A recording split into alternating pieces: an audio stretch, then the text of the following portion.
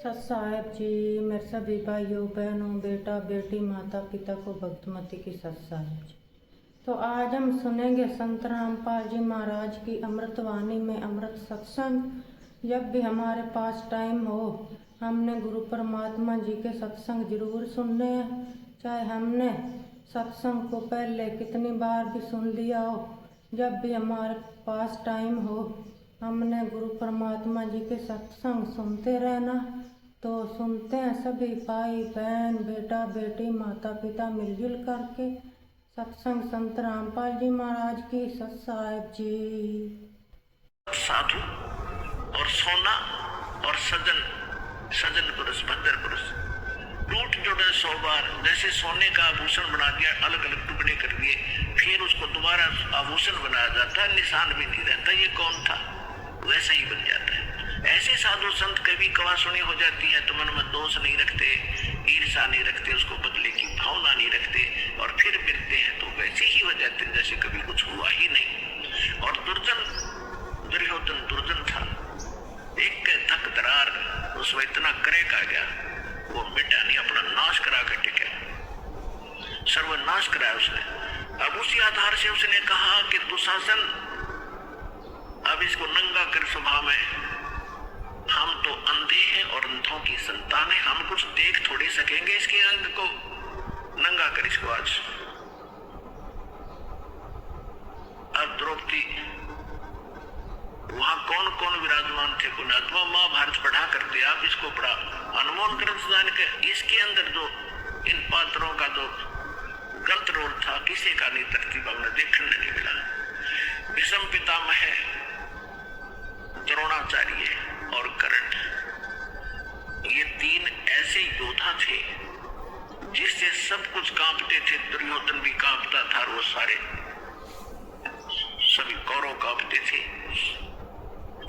लेकिन उस सभा में वो सारे बैठे और विदुर भी विराजमान था, विदुर जो कौरव पांडवों का चाचा था। अब वहां पर जब उसको नंगा करने लगे, द्रौपदी ने सबसे पुकार की। मैंने तो ये सोचा कि ऐसी गलती कैसे कर देंगे, सारी सभा में मुझे नंगा कैसे कर देंगे। भीष्म पितामह जैसे बैठे हैं दादाजी और साथ में ये बैठे द्रोणाचार्य गुरुजी और कर्ण जैसे महापुरुष क्षत्रिय विराजमान है, ये कैसे गलती करेंगे। तो जब सबकी तरफ देखा दुशासन ने उसका पल्ला पकड़ दिया नंगा करने के लिए। किसी ने भी यूं नहीं कहा तुम क्या कर रहे हो मूर्खो, ये क्या कर रहे हो, कैसा जुल्म कर रहे हो। अपने पति 5 पांडवों की तरफ देखा क्योंकि वो हार चुके थे, वो बंध चुके थे, नीचे गर्दन कर ली।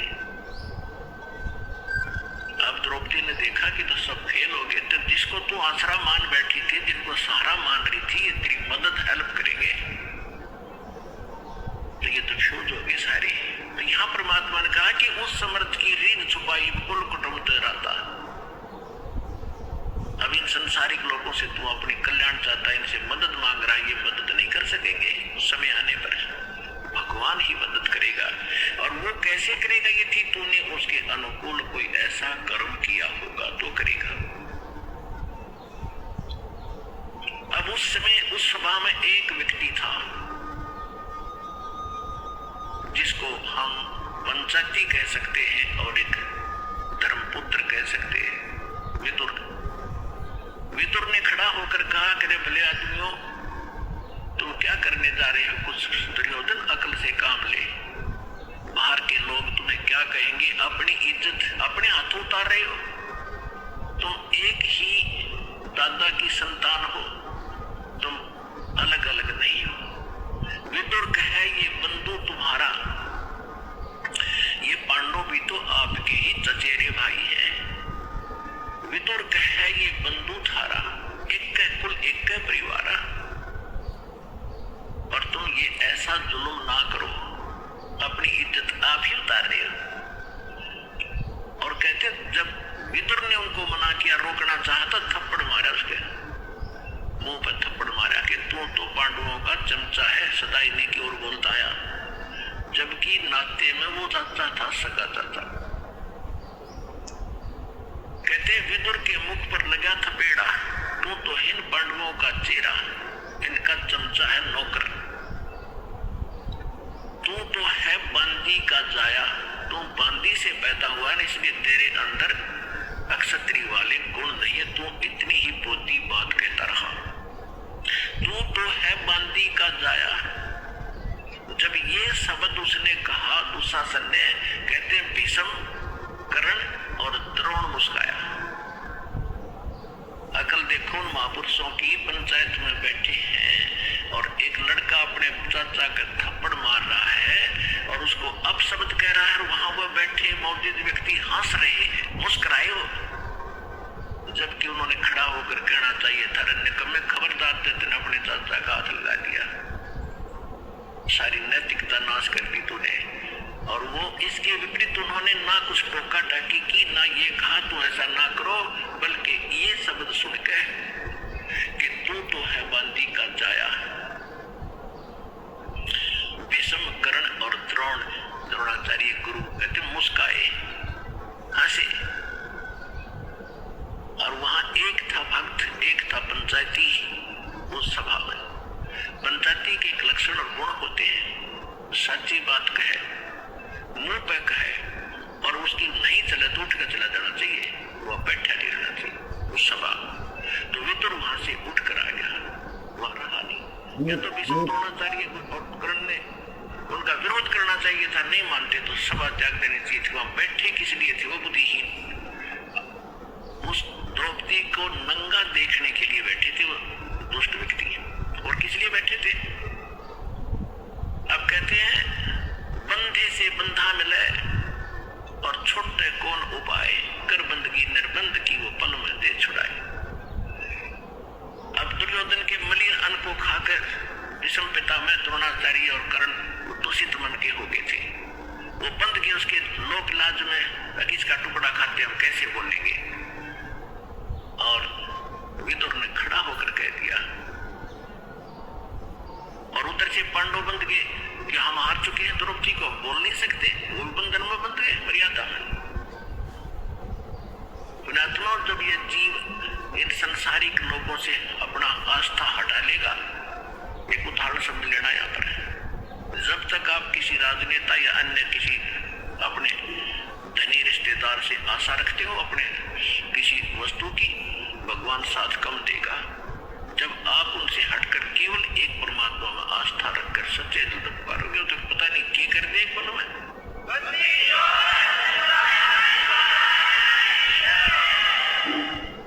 जब द्रौपदी ने देखा कि यहाँ कोई और साथी नहीं, तेरा मददगार नहीं है, तो सच्चे दिल से आत्मा रोई थी।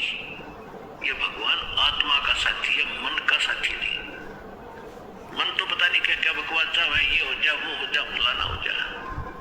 जब आत्मा चाहेगी ना तो मालिक देगा आपको। ये आत्मा का साथी है, और मन है ये काल का एजेंट। जब आत्मा रोई, यहाँ की आपकी पुकार, जैसे पता नहीं कितनी बहनों के साथ बलात्कार होते हैं कहीं कहीं, और वो सभी पुकारती भी हैं अपने मदद के लिए, फिर लास्ट में भगवान को भी याद करती होंगी, लेकिन कितनों की मदद होती है? बहुत कम।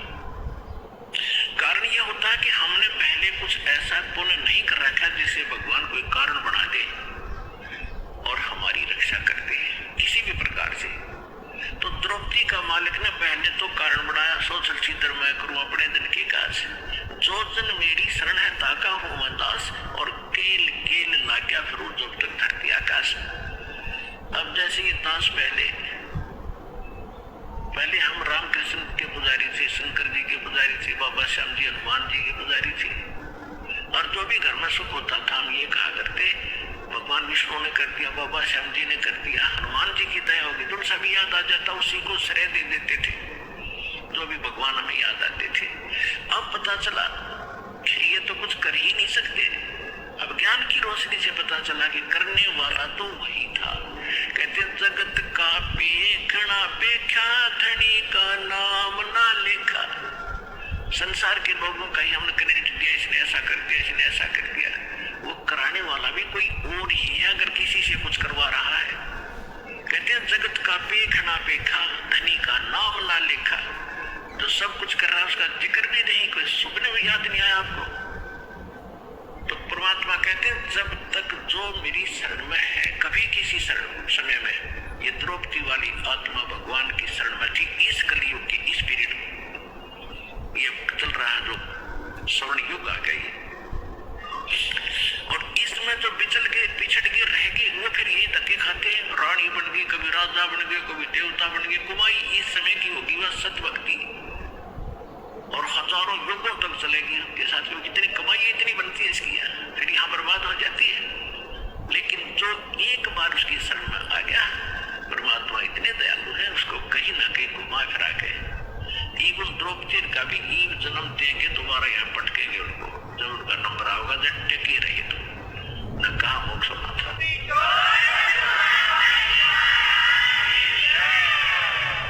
तो कहने का बात यह है कि जब आत्मा ने रोई हृदय से मालिक को, तो इसकी पुकार जाती है धर्मराज के दरबार में।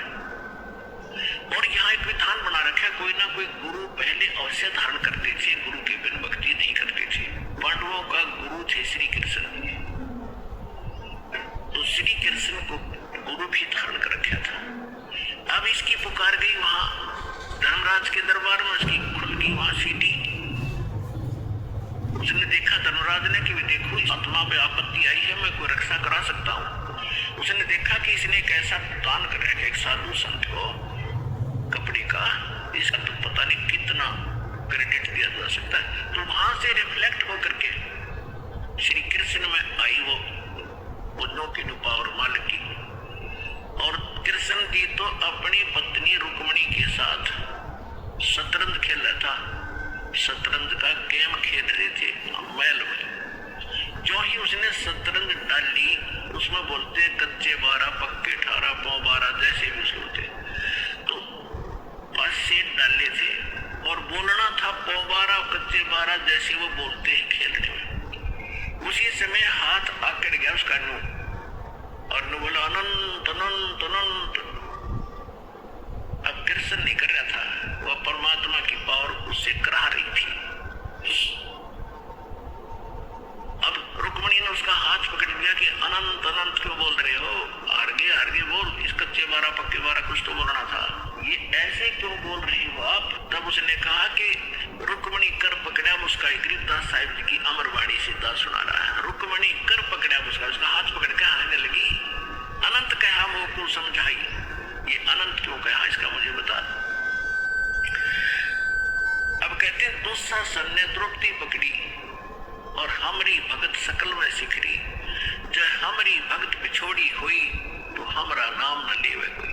वह कृष्ण नहीं बोल रहा था, कृष्ण को बुलाया जा रहा था भगवान के द्वारा, और परमात्मा की पावर ही उसके पास वहां से भीतर जैसे जड़ से खुराक आती है पौधे में, पौधे से जाती टहनी में, टहनी के फल लगते, तो फल देने वाली टहनी है, उसका देने वाला जड़ है, टहनी के बस का नहीं था। ये समझ लेना, क्योंकि जब इस फार्मूले को आप समझोगे धातु ज्ञान को, जब आपके समझ में आओगी और आपकी दृष्टि वही टिकेगी जाके कि करे कराओ साइया मन में लहर उठा दादो से तरजीव के आप बदलो जाए। कृष्ण कहते शरदरी थी और करने वाला खुद था।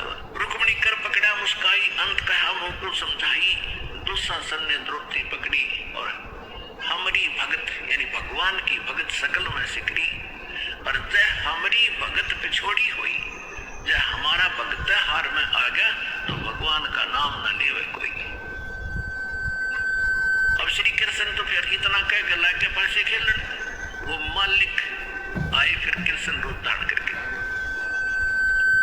श्री कृष्ण रूप बना के परमात्मा सूक्ष्म रूप में द्रौपदी के सिर पे आके बैठ गए।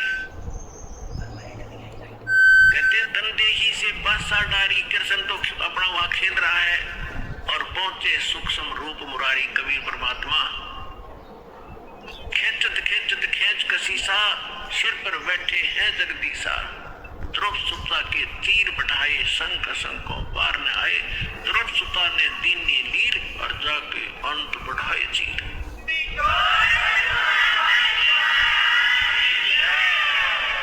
देते को हर देत है जहां तहां से आन, अनदेवा मांगत करो।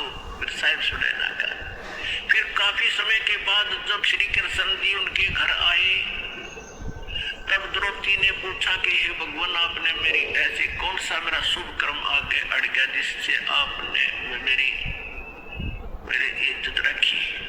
अब वो कृष्ण ने नहीं पता क्या हुआ, उसको तो बताया गया फिर कि आप ऐसे आए थे, मैंने आपको याद किया था, मेरी चीर हरण हो रहा था, आपने दया कर दी। तब श्री कृष्ण में भी को पिछले 3 लोग की ये कुछ शक्ति है, इनमें भी कुछ दृष्टि होती है। इसने जब ध्यान मगन होकर देखा कि कौन सा पुण्य इसको मिला, तब उसने बताया कि द्रौपदी, तूने एक बार जब तू कंवारी थी राजा द्रौपदी के घर नहाने गई थी और तूने एक साधु संत को एक बिलात का एक छोटा सा टुकड़ा साड़ी का बांट कर दिया था। उस महात्मा को दिए हुए फल, उस टुकड़े का फल आपको इतना मिल गया। जब उसको याद आया, रिमाइंड हुआ को अच्छा हो इतने महापुरुष थे वो सूरदास। तो कहती है कि एक लीर माने छोटे से टुकड़े के कारण मेरे हो गए चीर का अपार। और जय मैं पहले जानती कि ऐसे समर्थ है ये, तो सब कुछ देती वार कि उसको ना जाने के दान दे देती, इस महापुरुष को पता नहीं क्या